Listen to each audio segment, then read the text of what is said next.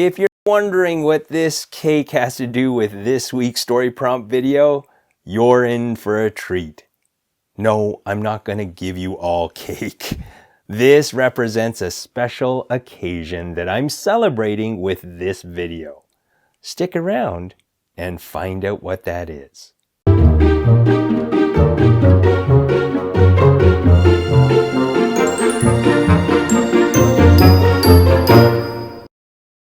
Hi, I'm Marty Chan, a kids author, storyteller, and playwright.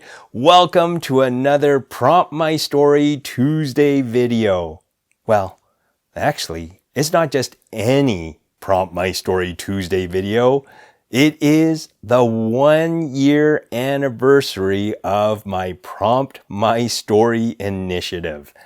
If you don't know what I'm talking about, you're new to this channel, so thank you for subscribing. I'm going to tell you a little bit of the backstory of Prompt My Story. You see, about a year ago when the pandemic was really taking off, I lost all my school bookings and library visits because schools weren't inviting outside guests into their schools because of the spread of COVID.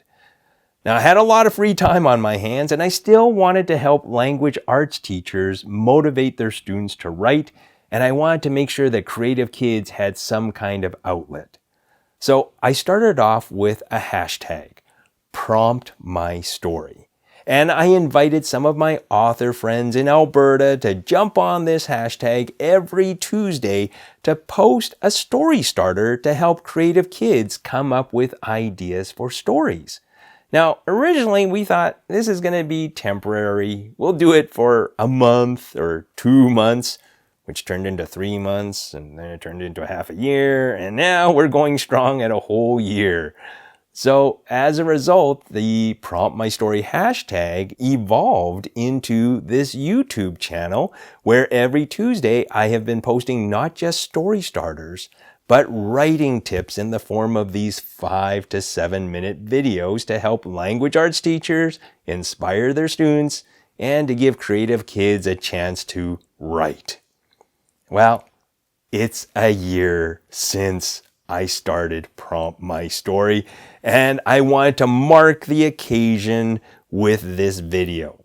Normally in my Prompt My Story videos, I start off with a writing tip and I follow it up with a story starter. Because this is my 1-year anniversary, I'm going to do things differently. We're going to flip the order. I'm going to start off with the story prompt. But instead of me giving you the story prompt, you're going to give me one. In the comments below, post a story suggestion, story idea, writing prompt, whatever it is, as long as it's family friendly. I'm going to collect all the suggestions from everyone, and I'm going to put them in a little hat, maybe this hat right up here, and I'm going to draw one story prompt. And I'm going to use that story prompt to come up with a story that I will put in a future video, and I will give the story prompter a shout out in the video, and that person will also get an autographed copy of one of my books.